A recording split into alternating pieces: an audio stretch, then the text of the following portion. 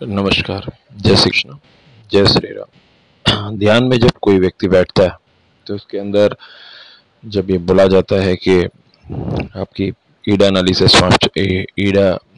सांस चल रही है, पिंगला नाड़ी से श्वास चल रही है, फिर उसके बाद ईड़ा और पिंगला की श्वास धीरे धीरे करके फिर सुषुम्ना नाड़ी में से श्वास चालू हो जाती है। तब उस समय के टाइम पे जो भी व्यक्ति जो सोचता है, जो भी व्यक्ति जो भी बोलता है, वो हो जाता है।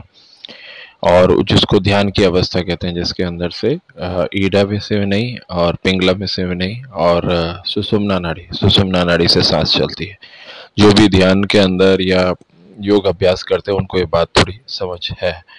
तो जो ईड़ा नाड़ी है, पिंगला नाड़ी है और सुषुम्ना नाड़ी है, तो सुषुम्ना नाड़ी से जब सांस चलती है तो बोलते हैं योग की अवस्था है। उस समय के टाइम पे व्यक्ति जो बोलता है हो जाता है और व्यक्ति का बिल्कुल ध्यान चलता रहता है और श्वास धीरे धीरे धीमी हो जाती है, जिसको सुषुम्ना नाड़ी कहते हैं।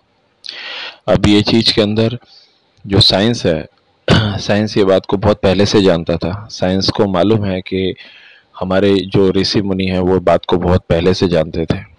फिर साइंस आया तो लोगों ने 5-5 साल का पढ़ाई किया। उसके बाद लोग डॉक्टर बने।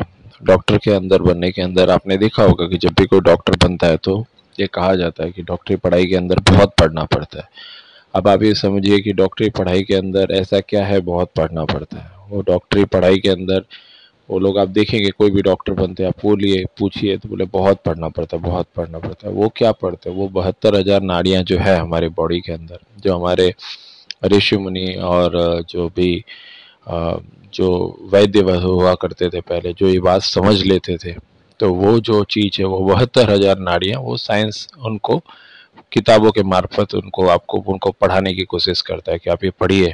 और वही 72,000 नाड़ियाँ पढ़ने के अंदर उनको 5 साल का वो ड्यूरेशन वो सब लग जाता है कि MBBS किया है, डॉक्टरी किया है।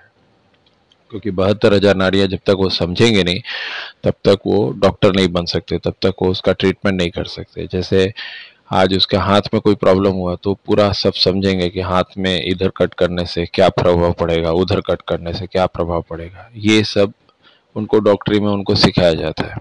हमारे प्राचीन के जो ऋषि मुनि थे वो लोगों को ये सब चीज़ पहले ही मालूम था। वो लोगों को मालूम था कि ये 72,000 नाड़ियाँ होती है, इसको कैसे काम किया जाता है। हमारा पूरा शरीर के बारे में उनको पूरी की पूरी जानकारी थी। इसलिए हमारा जो मॉडर्न साइंस है उससे वो चीज़ बहुत आगे था।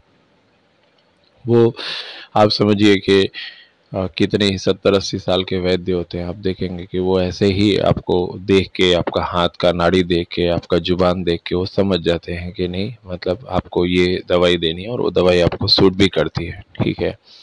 तो वो जो चीज़ थी वो पहले हमारे जो ऋषि मुनि थे और जो उन लोगों को जो साइंस का नॉलेज था वो यही था। और वही चीज़ किताब के द्वारा और वो सब चीज़ के अंदर वो आगे बढ़ा है। और वही चीज़ जो है वो डॉक्टरी पढ़ने वाले लोग वो सब तैयारी करते हैं।